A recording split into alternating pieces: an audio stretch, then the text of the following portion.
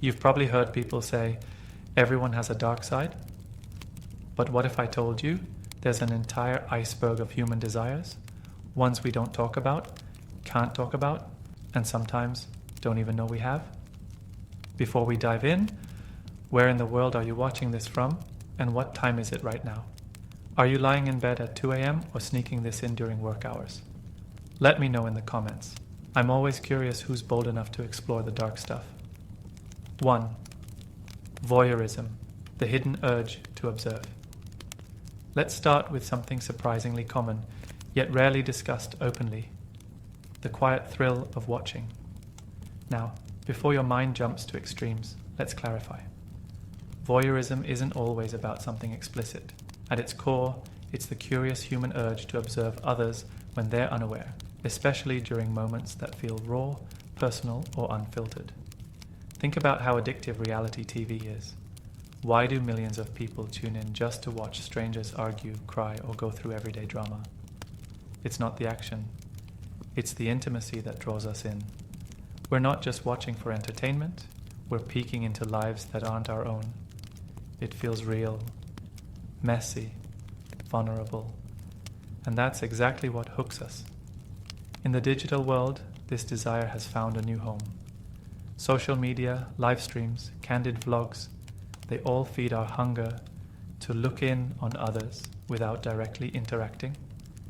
Ever found yourself scrolling for hours through someone's day in the life videos? Or secretly clicking through old vacation posts from a person you barely know?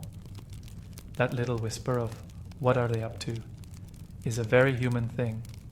It's not weird. It's just us being us. But here's where it gets interesting. This observational curiosity often lives in a gray zone. Society might not openly shame it, but it doesn't openly talk about it either. Why?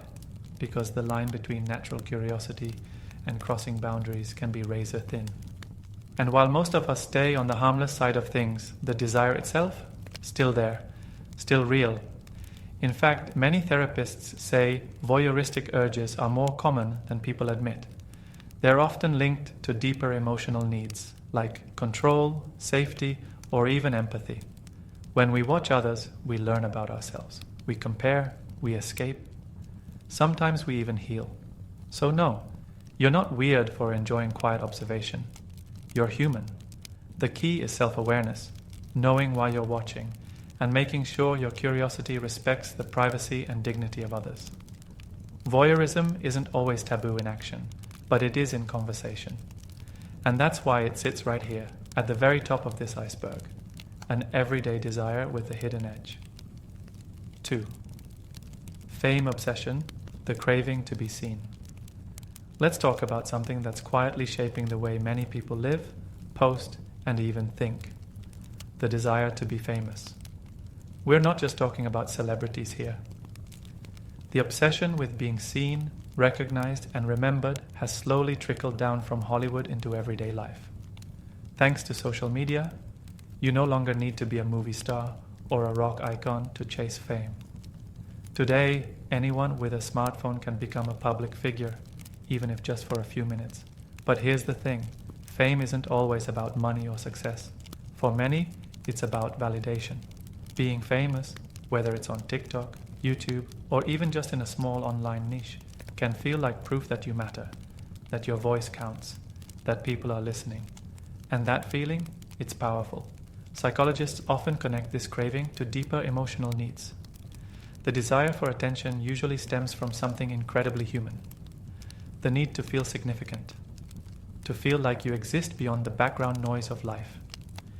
When someone likes your post, leaves a comment, or even mentions your name, it lights up the reward centers in your brain, similar to winning a prize or receiving a compliment. That's why it becomes addictive. The issue isn't in wanting to be acknowledged. That's natural. The problem begins when that desire turns into an obsession, when someone starts measuring their worth by their follower count, or begins curating a perfect online persona that's nothing like their real self. Fame, in this case, becomes a mask, a shiny exterior hiding the fear of being invisible. We often associate fame with glamour, luxury, and happiness. But many who've actually made it will tell you, fame can be isolating, exhausting, and incredibly fragile. One moment you're trending, the next you're forgotten. Or worse, cancelled. Still, the fantasy of being recognized, applauded, and remembered continues to pull at people everywhere. And that's why it deserves a spot on this iceberg. Because the fame obsession isn't inherently wrong, it's just complicated. It speaks to something real inside us. The longing to matter, to be seen, to be remembered. And in a world where everyone's shouting to be noticed, that desire has never been louder. 3. Power in relationships. The silent tug of control. Most people think of relationships in terms of love, trust, or attraction. But beneath all of that, there's often something more primal at play: power. And no, we're not talking about obvious manipulation or controlling behavior. This is subtler, quieter. It shows up in how decisions are made, who apologizes first, who gets their way more often, and even how affection is given or withheld. These dynamics exist in romantic relationships, friendships, families, everywhere. Why does this matter? Because many people, often without realizing it, crave a certain role in their connections. Some feel more comfortable being the leader, the protector, the decision maker, the one who guides. Others feel safer being led, letting someone else take charge, set boundaries, and carry the emotional weight. Neither is wrong. What matters is why we lean that way, and what happens when those roles become unbalanced. The desire for power or submission in a relationship can come from past experiences. Maybe someone grew up in chaos and now craves control as a way to feel secure. Or maybe they were over-responsible as a child and now long to let someone else take the lead. Whatever the case, these desires often operate under the surface, driving behaviors, causing friction, or creating deep emotional connections. And here's the twist: power dynamics aren't always toxic. In fact, when understood and mutually agreed upon, they can actually bring balance. The issue is when they're unspoken. That's when things get complicated. One partner may be constantly yielding, not because they're okay with it, but because they fear rocking the boat. Another may dominate out of habit, not realizing they're shutting someone else down emotionally. There's a reason why books, shows, and even memes constantly reference alpha energy, soft control, or emotional leverage. Because people recognize this dance. We see it, we feel it, and deep down many of us are drawn to it, even if we never say it out loud. That's why power in relationships makes it onto our iceberg of taboo human desires. It's not about good or bad, it's about being honest, about realizing that control in all its forms plays a much bigger role in love and connection than we usually admit. And once you start seeing it, you can't unsee it. 4. Exhibitionism, the desire to be seen. Let's flip the lens from watching others to something equally human, the desire to be seen. Now, when people hear the word exhibitionism, they often jump to extremes. But at its core, this isn't just about showing off or being provocative. It's about being noticed, feeling like your presence matters. And in today's world, that urge has never been more visible. Think about how many people post selfies, share outfits, record dances, or even document their morning routines. None of these things are harmful or wrong. But they do reflect a deeper psychological pull, the need for acknowledgement. Exhibitionism, in its lighter and more socially acceptable form, is everywhere. It's in that quick photo taken in good lighting. It's in the subtle brag inside a humble brag caption. It's in the moment someone opens up online, not just to express, but to connect. These are all soft forms of wanting to be seen, admired, and even validated. But why does this desire exist? Because deep down, we all want to feel real in the eyes of others. Being seen means you matter. It means you're not invisible. And for many, especially in a fast-paced digital world, that kind of acknowledgement can be deeply fulfilling, even healing. Of course, like all desires, this one can go too far. When someone becomes dependent on attention to feel good about themselves, it can lead to stress, insecurity, and a constant cycle of seeking approval. There's a fine line between expressing yourself and performing for validation. The difference? One empowers you, the other drains you. The truth is, not all exhibitionism is about ego. Sometimes it's about vulnerability. Sharing your art, your thoughts, your style, even your struggles, is a form of emotional exposure. It's a way of saying, "This is me. I hope someone out there sees it." And that's why this desire earns a spot on the iceberg. Not because it's shameful, but because it's quietly universal. We may not all want to be in the spotlight, but almost everyone wants to feel like someone, somewhere, is really seeing them. So next time you post, share, or speak up, ask yourself, am I expressing or exposing? Either way, you're human. And that's kind of beautiful. 5. Revenge fantasies. Imagining justice on your terms. Let's be honest, everyone has had a revenge fantasy at some point. Whether it was a boss who wronged you, a friend who betrayed you, or a stranger who disrespected you in public, the thought flashes across your mind. What if I could just get even? And while most people never act on those thoughts, and never should, the fantasies themselves, they're incredibly common and deeply human. Revenge fantasies aren't necessarily about violence or harm. More often, they revolve around personal justice, seeing the other person finally realize their mistake, suffer the consequences, or simply feel regret. Sometimes it's imagining someone losing their job after treating you unfairly. Other times it's more subtle, like fantasizing about your success proving them wrong. These fantasies serve a psychological purpose. When we're wronged and don't get closure, our brains try to create it. Revenge fantasies become a kind of mental balancing act, helping us cope with the injustice we couldn't control in real life. They give us a temporary sense of power, peace, or emotional release. And here's something important. Having these thoughts doesn't make you a bad person. It just makes you honest. The key difference lies in whether you let the fantasy control your actions or simply allow it to pass like a wave of emotion. In fact, studies have shown that replaying revenge scenarios can reduce stress in the short term, especially when you feel helpless. It's like giving your mind the closure your reality couldn't offer. The danger only arises when those thoughts become obsessive, or when they stop being about closure and start feeding bitterness. What's fascinating is how much of our entertainment is built around this very idea. Think about revenge plots in movies, TV shows, and books. Why are they so satisfying? Because we see characters take back their power, and that taps into our own desire for control in a world that often feels unfair. That's why revenge fantasies belong on this iceberg. Not because they're evil or dangerous, but because they remind us how much we crave justice, respect, and acknowledgement, even if it's just inside our minds. In the end, it's not about getting even.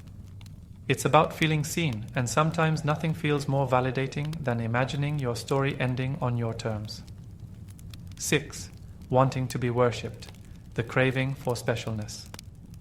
At first glance, this might sound a bit dramatic. Worshipped, really? But stay with me, because the desire to be adored, admired, and even idealized is far more common than most people admit. And no, it doesn't always mean you want to be treated like royalty or followed around by fans. Sometimes it's much subtler and far more personal. This desire often shows up in relationships, friendships, or even in professional life. It's that feeling of wanting someone to truly see your value, to be captivated by who you are, to treat you like you're not just another person in the crowd, but someone truly special. Maybe it's the wish to be called irreplaceable. Maybe it's wanting someone to hang on to your every word. Or maybe it's the fantasy of being so loved and admired that you become someone's whole world. Sound intense?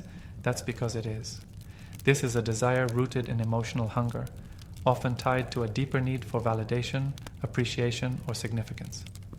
When people feel ignored, overlooked, or unimportant in everyday life, this fantasy becomes especially appealing. It's like the ultimate antidote to invisibility.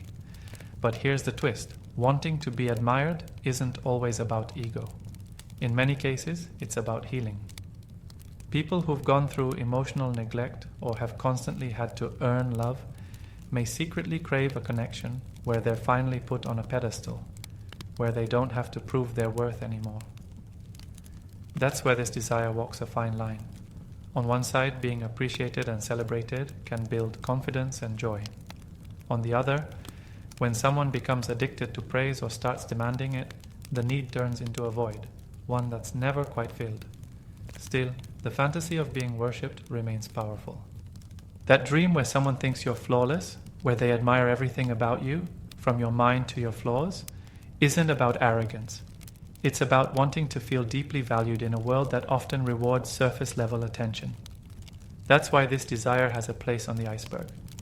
It might feel dramatic to say out loud, but deep down, most of us want to feel unforgettable to someone, and that's nothing to be ashamed of. It's part of being human. 7. Pretending to be innocent, the power of playing naive. There's something oddly powerful about being underestimated. While most people strive to be seen as smart, capable, and in control, there's another, more subtle desire that quietly plays out beneath the surface, the urge to seem innocent, even when you're not. This isn't about lying or deceiving maliciously. It's about playing a role, usually for emotional or psychological effect. Acting naive, soft-spoken, or unaware can create a unique kind of influence.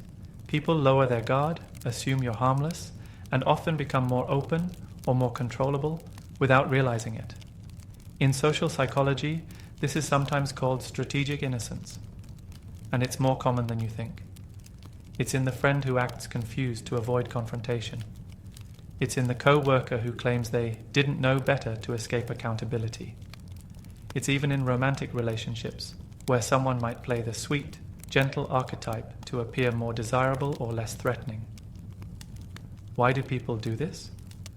Because being seen as innocent offers protection and power, especially in environments where strength, assertiveness, or confrontation are punished. In some cultures or families, being direct isn't encouraged. In others, especially for women, being soft or pure is rewarded with affection, attention, or approval.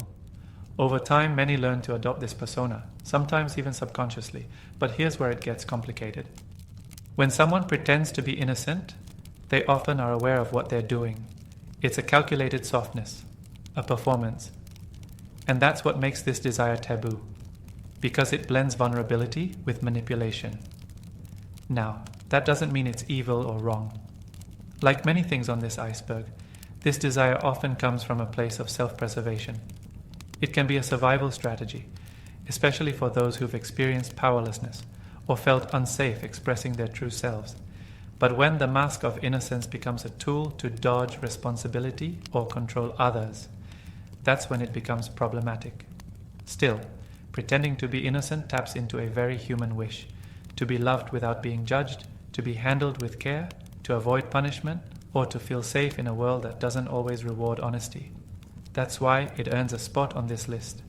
It's not about deception, it's about protection, identity, and the strange power that comes from appearing harmless in a world that's constantly measuring your worth. 8. Cheating fantasies. The allure of the forbidden. Let's be clear from the start, fantasizing is not the same as doing.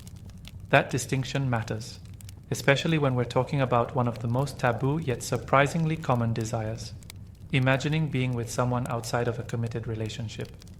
Cheating fantasies don't always come from dissatisfaction or a broken relationship. In fact, many people who experience them report being happy in their current partnerships. So, what gives?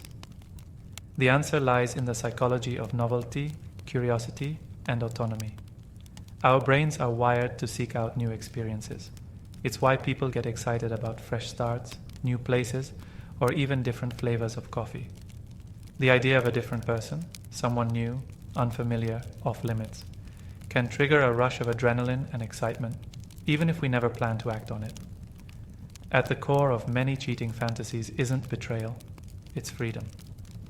It's the idea of breaking away from routine, of being seen in a fresh light, or rediscovering parts of yourself that may feel dormant. Sometimes it's about escaping the roles we've settled into: partner, parent, provider, and stepping into a version of ourselves that feels more spontaneous, risky, or alive. And that's exactly why this desire is taboo. It challenges the expectations we place on loyalty, love, and long-term connection. Even thinking about someone else romantically or sexually can feel like a betrayal, especially if you've been taught that love means never looking elsewhere. But here's the truth. Thoughts aren't crimes. Fantasies are a safe, private space where the mind explores, tests, and questions. They don't necessarily reflect your values or intentions. They're more like psychological daydreams that help you understand yourself better. Still, it's important to handle these thoughts with care. If they're constant, overwhelming, or tied to real emotional distance in your relationship, they could be signals worth exploring, ideally through honest communication or therapy. Cheating fantasies don't make you a bad person. They make you human. They reflect our longing for connection, excitement, and sometimes just the thrill of doing what we shouldn't. And as long as you can recognize the line between thought and action, they can be a window into your own emotional world, not a threat to it. That's why this desire sits just below the surface of the iceberg. Not shameful, just silently present in more minds than you'd ever guess. 9. Lying for gain. The temptation of strategic dishonesty. Let's talk about something we've all thought about, even if we'd never admit it out loud. The temptation to lie, not just to avoid trouble, but to get ahead. We're not talking about malicious lies or full-blown cons. This is about calculated dishonesty, small tweaks to the truth designed to open a door, win approval, or secure an opportunity. Whether it's exaggerating a skill on a resume, leaving out inconvenient details in a conversation, or subtly framing a story to gain sympathy, these little moments of distortion serve a purpose: personal advantage.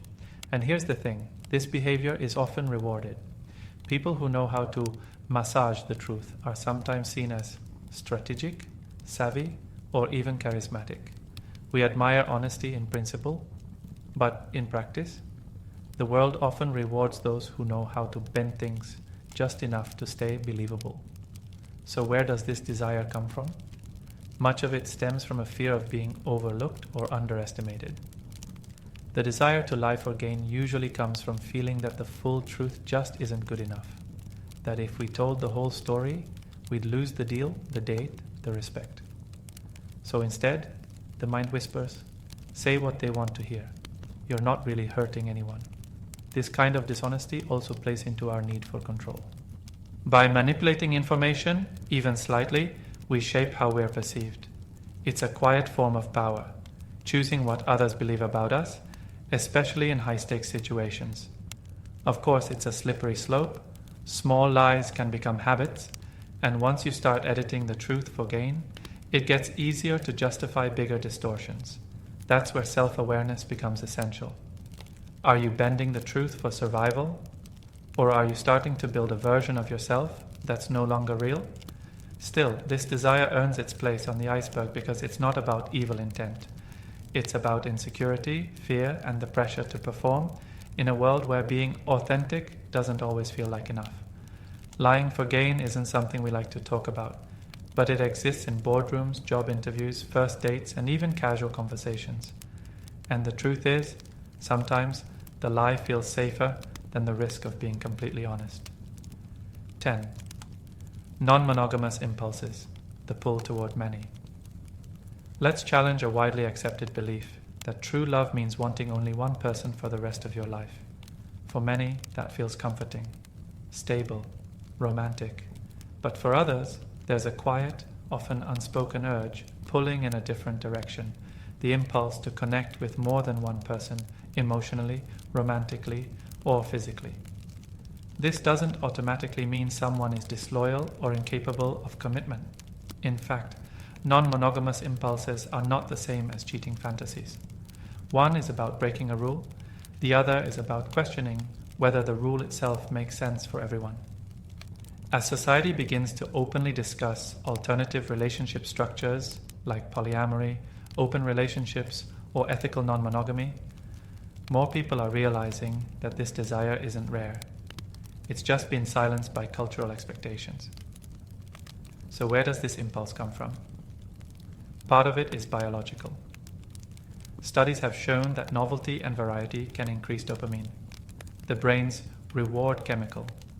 Emotionally, some people find different kinds of fulfillment in different people. One partner may offer deep emotional connection, while another sparks creativity, excitement, or passion. This doesn't mean one person is not enough. It means human needs can be complex and layered. And here's the taboo part. Some people in happy, committed relationships still feel this urge, not because anything is wrong, but because their emotional or physical curiosity doesn't just shut off after commitment. Of course, desire doesn't give someone permission to betray trust. Acting on these impulses without communication can deeply hurt others. But the impulses themselves, they're not inherently wrong. They're part of a wider conversation about how we define love, connection, and honesty. What makes this desire taboo is not its existence, it's the challenge it presents to tradition. Monogamy has long been the default setting in most cultures, reinforced by religion, media, and law. So when someone feels otherwise, they often experience guilt, confusion, or shame. But as more people seek relationships based on choice rather than assumption, this impulse is gaining visibility. That's why it earns a spot on the iceberg. Non-monogamous desires aren't a threat to love. They're a reminder that love doesn't look the same for everyone, and that honesty, not conformity, might be the most important part of connection. 11. Attraction to taboo professions. The dark magnetism of the off-limits. There's something undeniably intriguing about the forbidden, and for some people, that curiosity shows up in an unexpected place, a fascination or attraction toward people in taboo professions. Think of the allure surrounding criminals, outlaws, or controversial figures. Why do some people develop obsessions with con artists, mobsters, or even those who've crossed serious legal or moral lines? Why are documentaries about cult leaders or true crime figures so binge-worthy and sometimes oddly captivating? This desire isn't necessarily about approving of what someone does. In many cases, it's about what they represent. Freedom, rebellion, danger, or unapologetic confidence.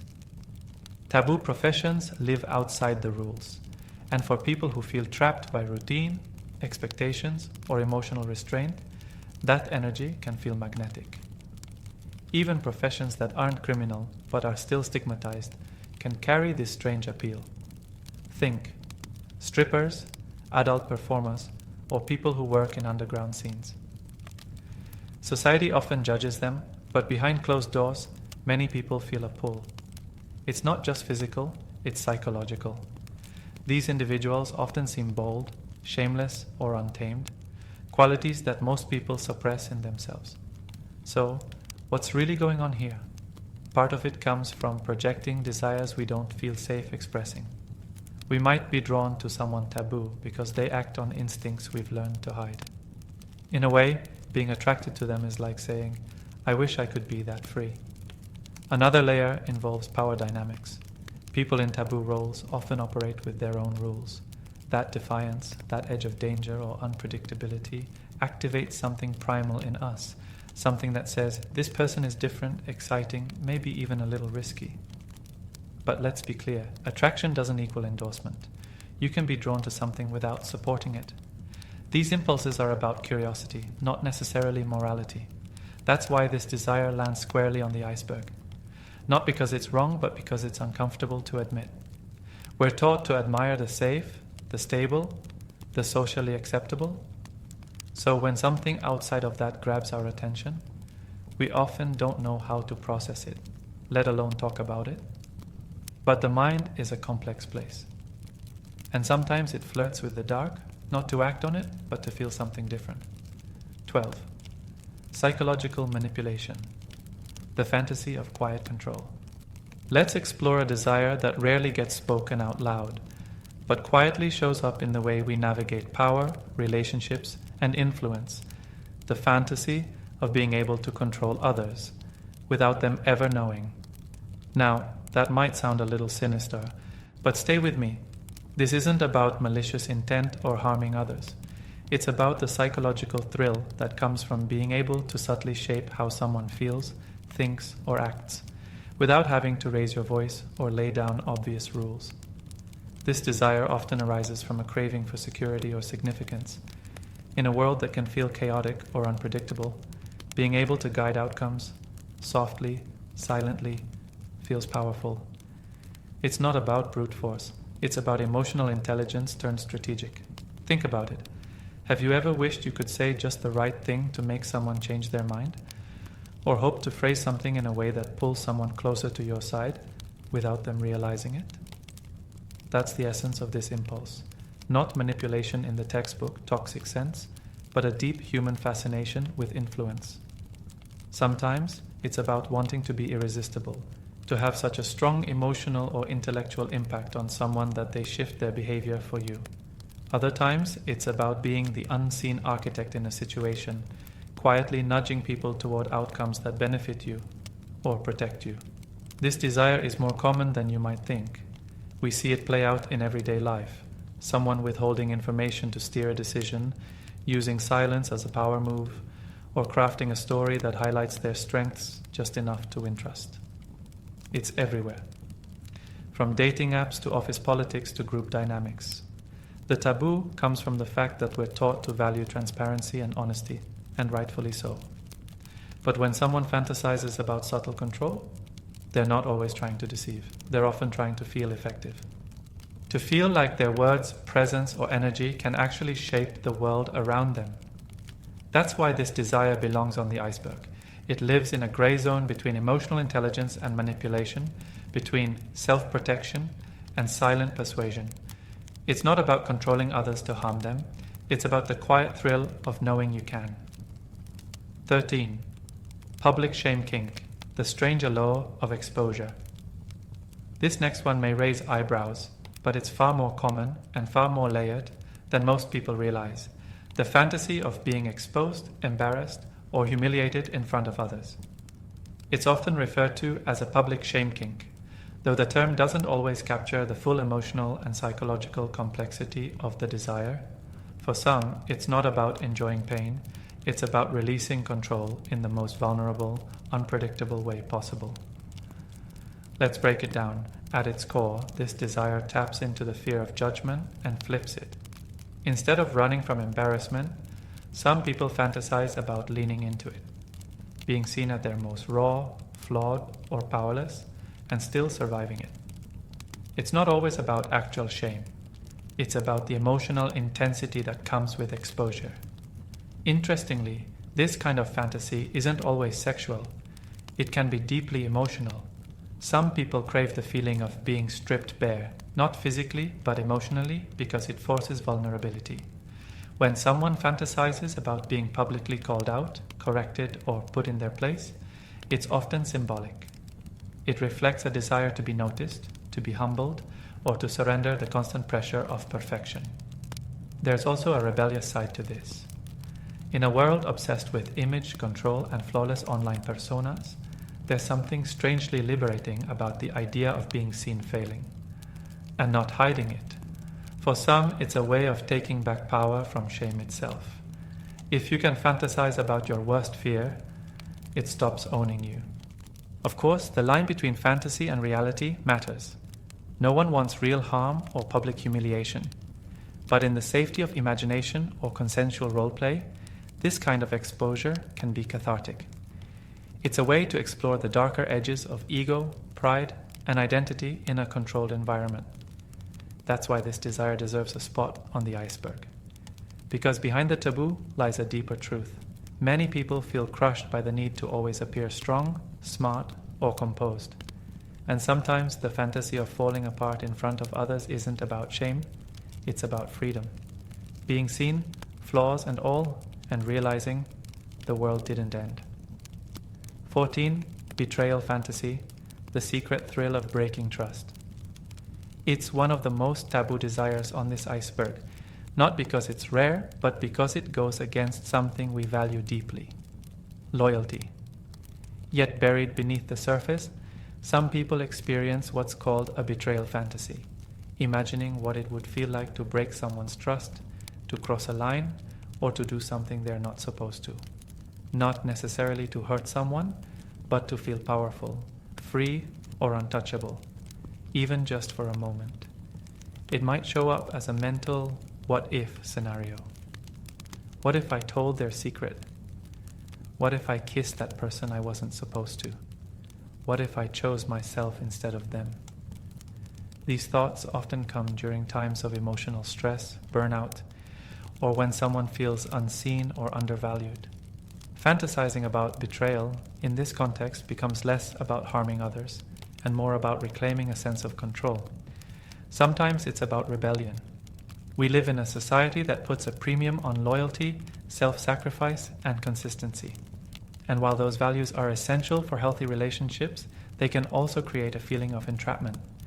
Fantasizing about betrayal can be a way to mentally escape the roles we feel locked into, to feel like the rule breaker for once instead of the rule follower.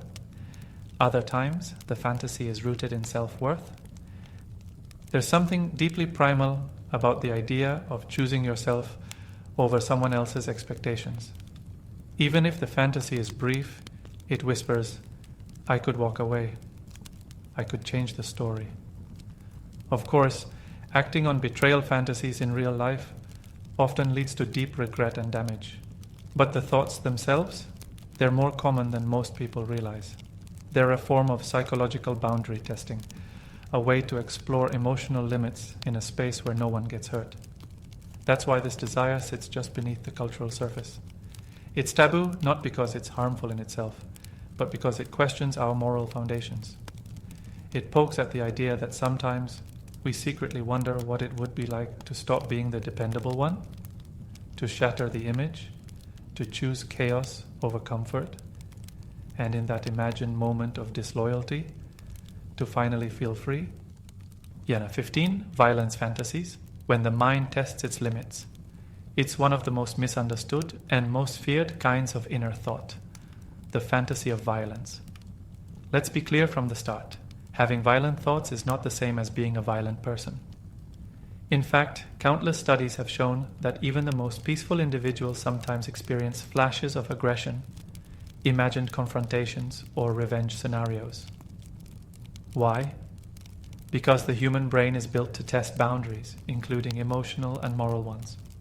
Violence fantasies don't always involve harming others. Sometimes they involve defending oneself, standing up after years of silence, or finally snapping in a moment of imagined justice. Other times they're darker and more chaotic, emerging from suppressed anger, stress, or emotional exhaustion. These thoughts don't mean someone wants to hurt anyone. They're often the mind's way of processing intense emotion when words and logic fall short. Think about how many movies, video games, and books revolve around violence. We cheer for heroes who fight back, imagine ourselves saying what we never dared to say, or even picture scenes where wrongdoers get what they deserve. That kind of fantasy, in a controlled mental space, can actually be cathartic, a way to reclaim power without ever crossing a real-life line. In psychology, this is referred to as intrusive thoughts. They're spontaneous, unwanted, and often shocking. The truth is, most people have them. But because they're taboo, people keep them secret, worried that thinking something bad must mean they are bad. But here's the truth. Thoughts are not actions. Having an uncomfortable idea doesn't make you dangerous. It makes you human. That said, repeated violent fantasies could be a sign of deeper emotional issues, like unresolved trauma, repressed anger, or a lack of healthy outlets for stress. In those cases, journaling, therapy, or creative expression can help bring those thoughts into the light, where they lose their power. This point exists on the iceberg, not because it's rare, but because it's rarely talked about without shame. People assume they're alone in these thoughts, but they're not. What matters isn't that the thought appeared. What matters is what you choose to do with it. And often, just understanding where it comes from is the first step towards peace. 16. Dehumanization desires, the urge to strip away identity. This next point takes us deeper into the iceberg.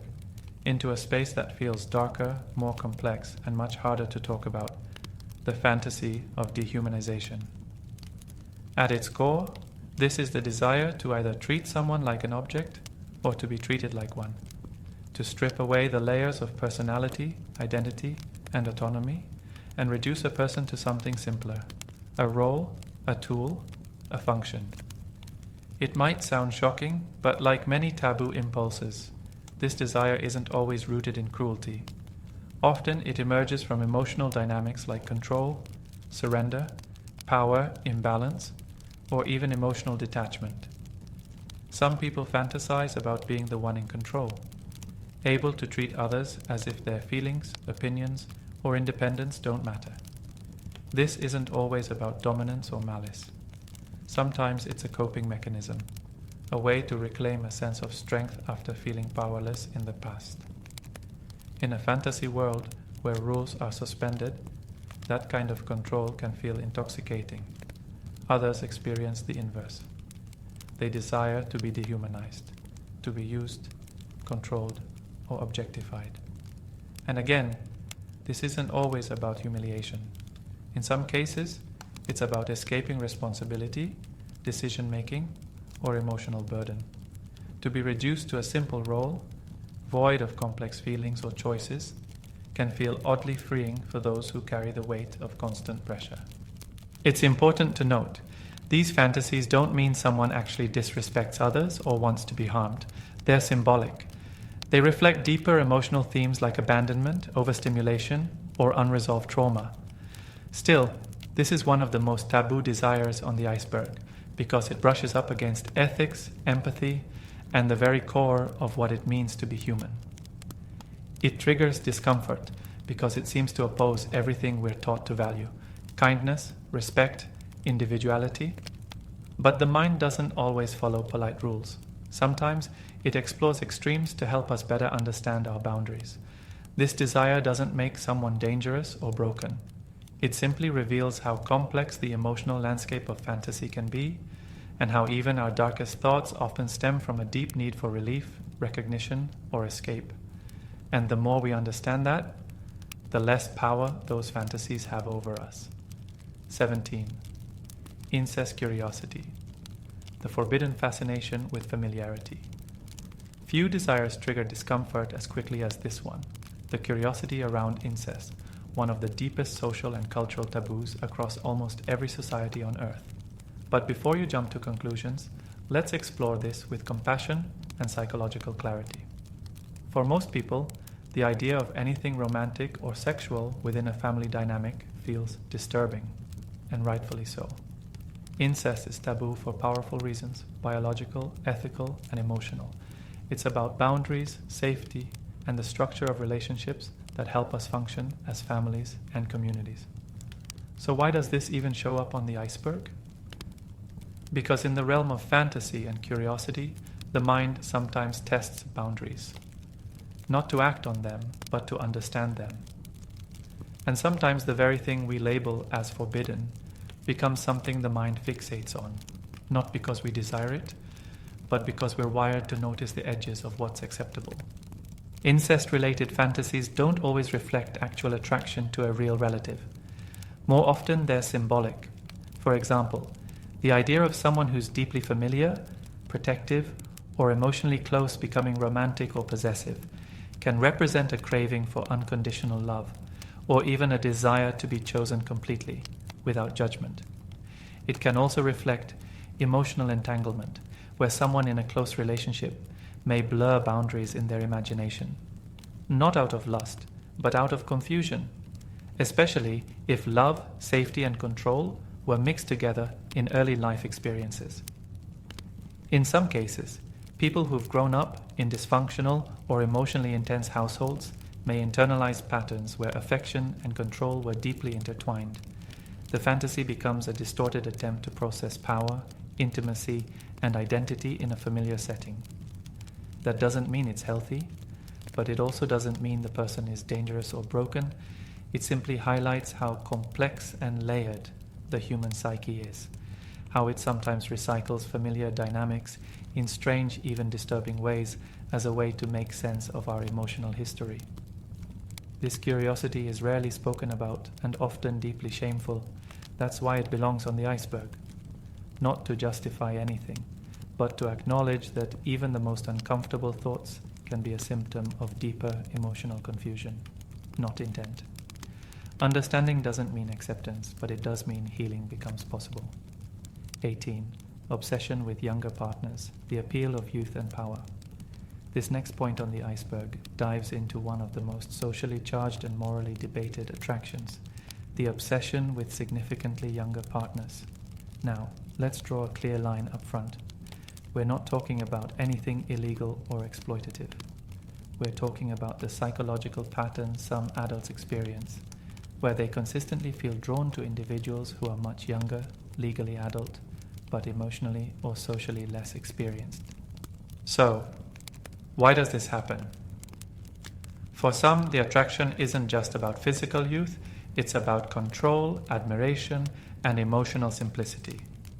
A younger partner may seem less judgmental, more flexible, or more in awe of their older counterpart.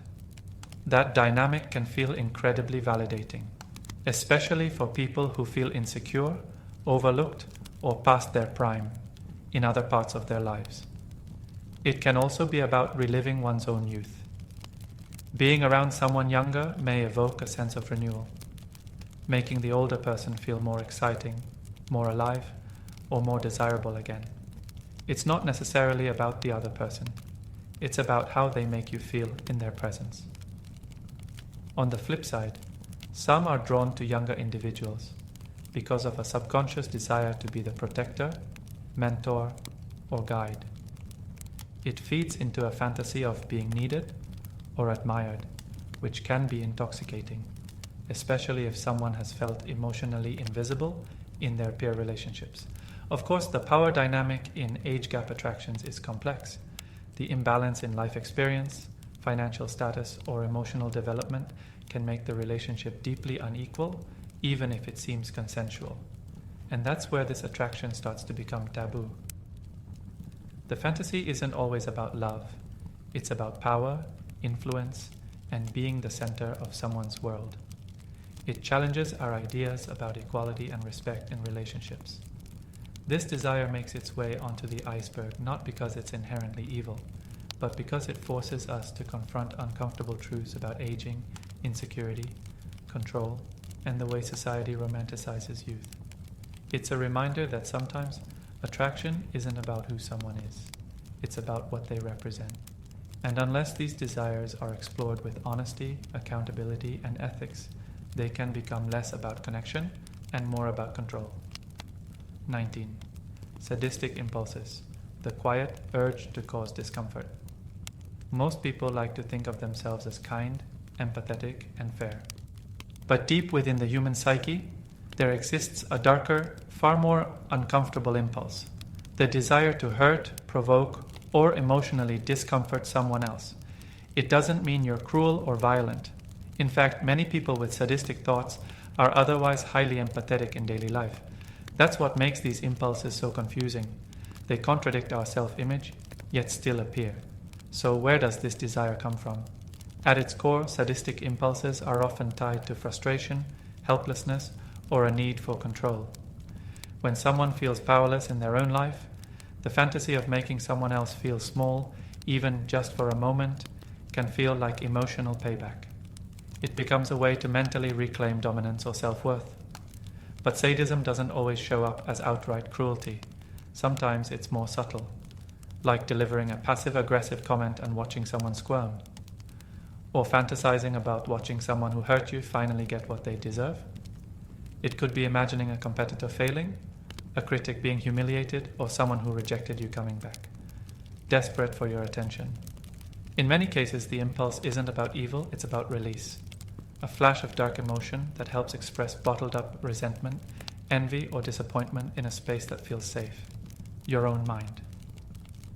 Interestingly, these thoughts can be triggered by injustice or emotional pain. When someone feels deeply wronged or invisible, they may begin to imagine what it would feel like to reverse that pain, to become the one in control, even if it means crossing emotional lines. Of course, acting on sadistic impulses is harmful and destructive. But just thinking about them, that's more common than most people admit. And here's the paradox. The more we repress or shame these thoughts, the more powerful they can become. Acknowledging them doesn't make them right, but it can reduce their control over us. That's why this desire earns a place on the iceberg. It's taboo not because it's rare, but because it's uncomfortable to accept that even kind people can fantasize about dark things. The key is knowing where the line is, and having the self-awareness to never let a passing shadow define who you are. 20. Predatory scenarios. The fantasy of absolute power over vulnerability. We've now reached one of the darkest and most difficult layers of the iceberg. The fantasy of being in complete control over someone weaker, more vulnerable, or less aware. What we can refer to as predatory scenarios. Let's be extremely clear. This isn't about condoning harm or crossing boundaries. These fantasies are not about real-life abuse or violating consent. Instead, what we're talking about is the psychological appeal of imagined power, taken to its most extreme form. In these scenarios, the focus is on domination without resistance, being the one who decides the rules, outcomes, and even emotions of another person. It can involve dynamics where the other is seen as passive, trusting, unaware, or dependent. For some, it's about the control. For others, it's about the rush of taking what isn't freely given, in imagination only. So, why does this impulse exist? It often stems from repressed anger, emotional powerlessness, or long-term suppression of autonomy. In fantasy, the mind sometimes overcorrects, creating imagined worlds where control is absolute and vulnerability is one-sided. It's not about actual desire to harm others, it's about what that power represents: freedom from doubt, weakness, rejection, or fear. Ironically, people who experience these fantasies may be gentle, introverted, or overly accommodating in daily life. The desire shows up in imagination precisely because it has no place in their real-world behavior. It becomes an outlet, one that's often followed by guilt or confusion. There's also a symbolic layer to this fantasy. Predatory control can represent emotional dominance, not physical harm, but rather the thrill of being unchallenged, unopposed, and fully in charge. In a world that constantly demands negotiation, compromise, and social restraint, these imagined scenarios offer a dark kind of psychological release. That said, the line between fantasy and action must always remain crystal clear. As with many of the desires on this iceberg, the danger isn't in thinking something. It's in denying that thought's existence and letting it fester in secret shame. This is why predatory fantasies sit so deep in the iceberg, not because they define who we are, but because they reveal how far the human mind will go to explore, question, and imagine power in its rawest form. Understanding that doesn't excuse the dark, but it keeps it in the light. 21. Eroticizing fear. The link between terror and arousal. It's one of the strangest twists in human psychology, the connection between fear and desire. And for some, fear itself becomes the focus of the fantasy. Eroticizing fear isn't about wanting to be harmed or wanting to harm someone else. It's about the intensity, the rush, the overwhelming feeling of losing control, but in a way that's still safe, imagined, or completely consensual in the mind's eye. Why would anyone associate fear with something pleasurable?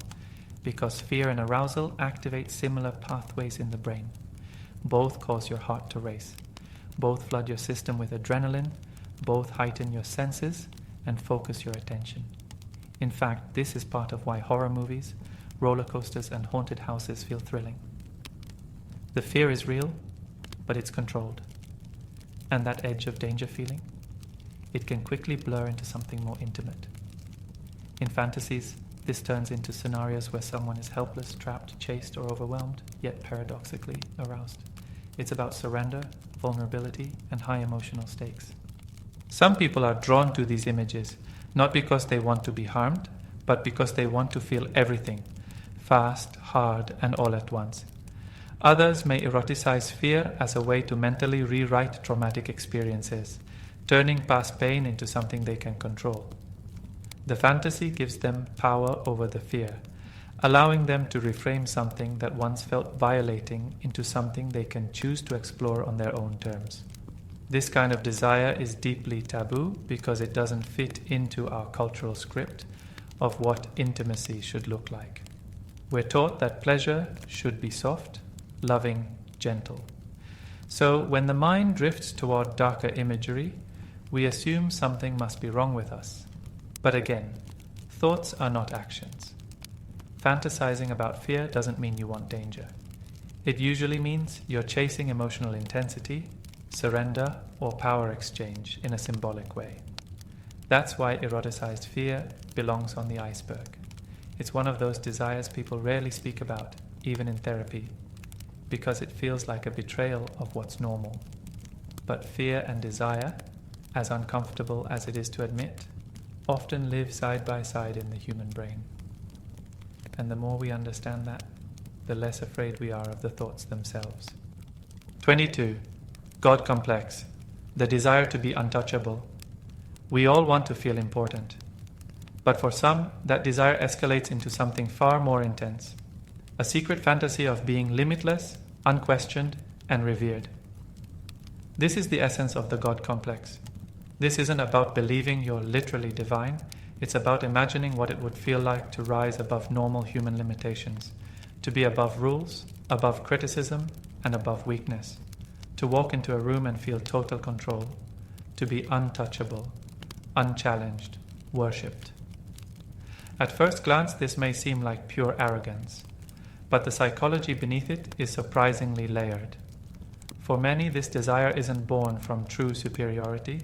It's born from insecurity, rejection, or helplessness. When life feels out of control, the mind often escapes to the opposite extreme, total dominance. Imagine being so powerful that no one can hurt you, so respected that no one dares question you, so influential that your presence alone shifts reality. That fantasy is intoxicating, especially for those who've been overlooked, underestimated, or dismissed for most of their lives. The God complex fantasy also reflects a deep desire to be seen, not just liked, but revered. In relationships, it might show up as wanting total admiration. In work, it could mean striving to be the irreplaceable genius. In personal identity, it becomes the image of perfection you silently demand others to believe in. Of course, this can spiral into unhealthy behavior if someone begins to need that feeling in everyday life. Real relationships are built on equality, not worship. But in fantasy, the God complex is about reclaiming control in a world that often makes us feel small. This is why the desire lives deep on the iceberg. It's not just about ego, it's about the pain behind ego. The longing to feel so secure, so powerful, that nothing, no insult, no failure, no loss can touch you.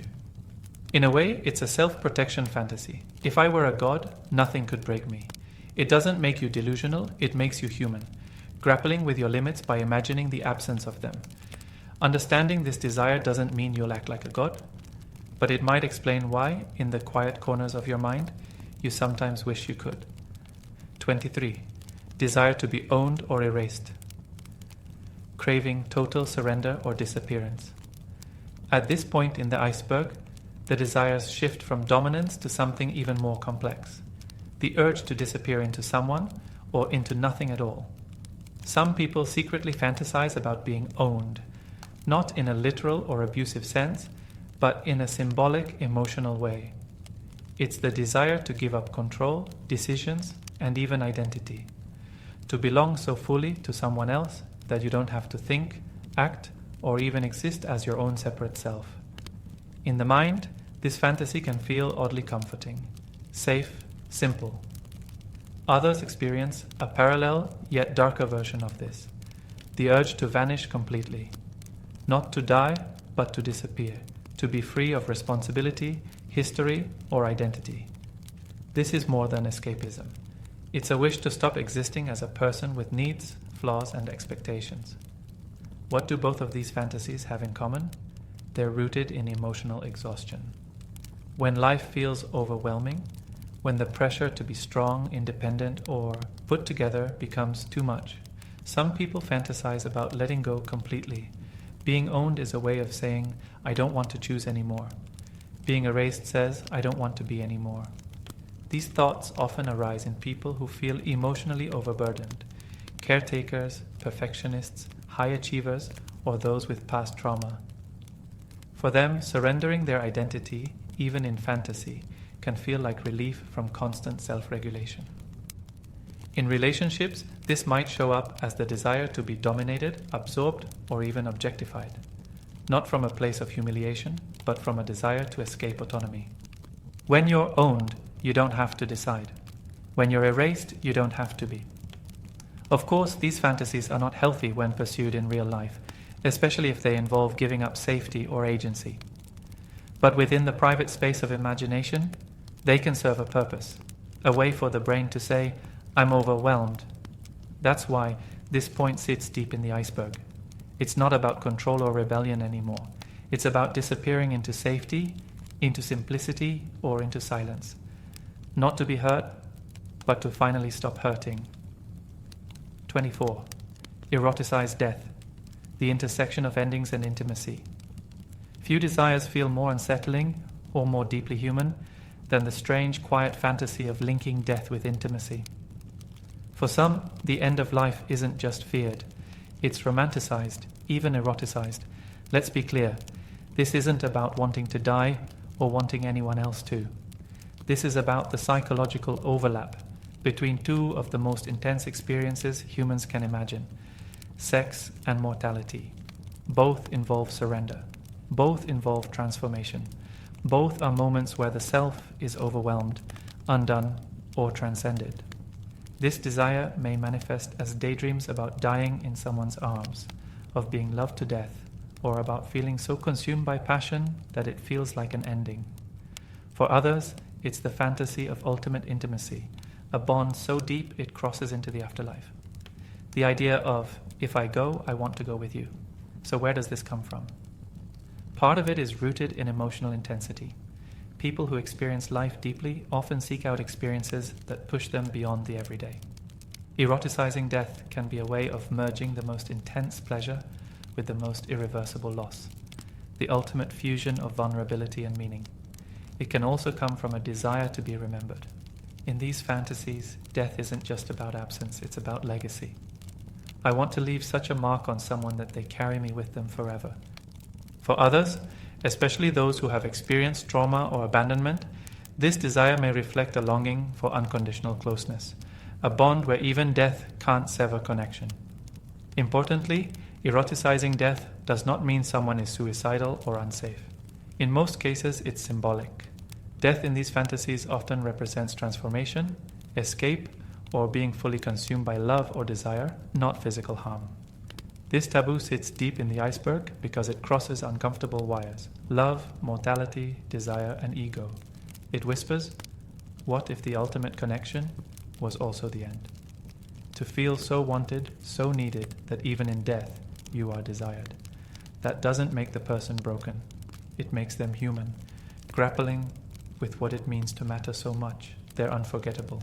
Because sometimes the scariest thought isn't dying, it's dying unseen. 25. Self-destruction fetish, the urge to burn it all down.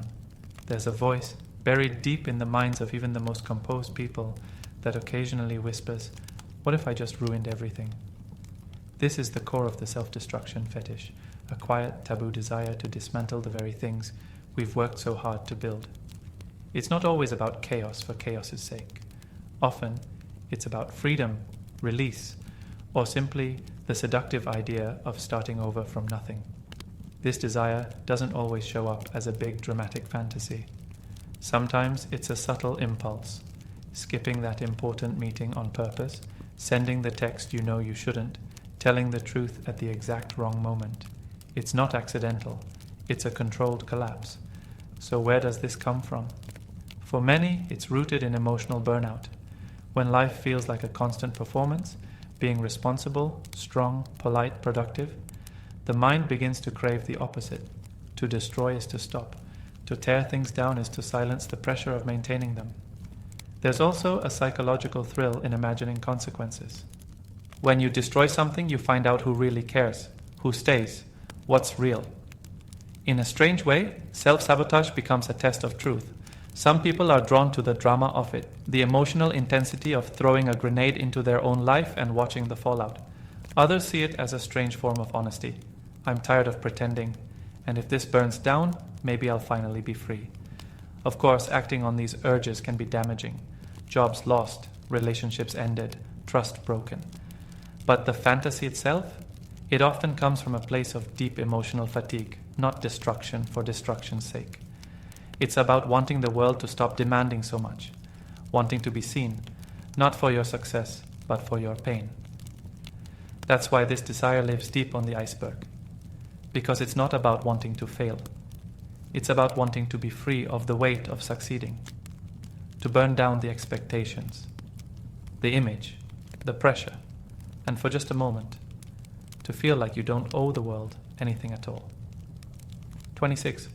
Absolute anonymity, the fantasy of vanishing, without a trace.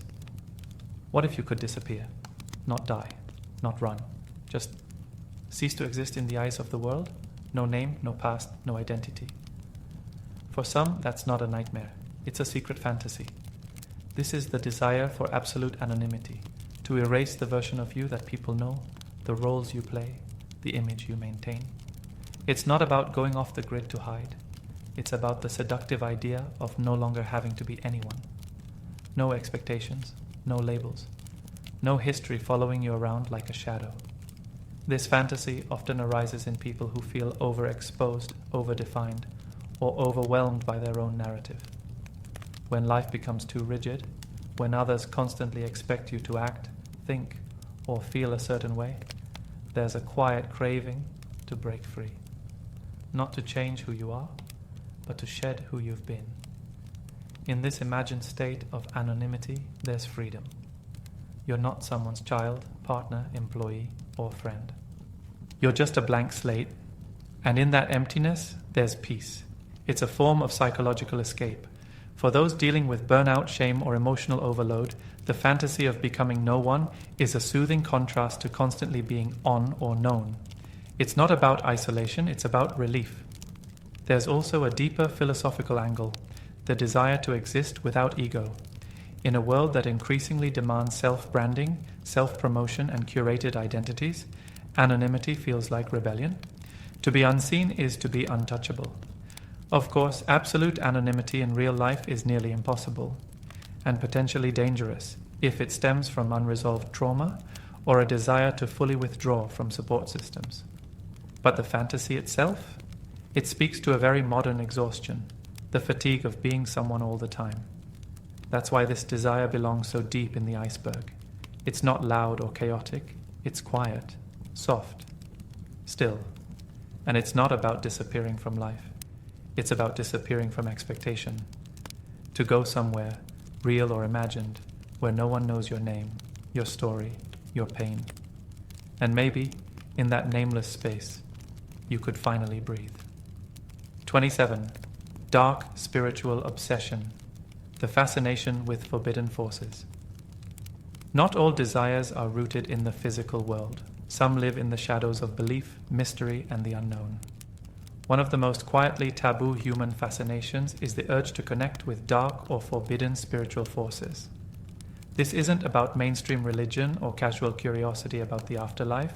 This is deeper and darker.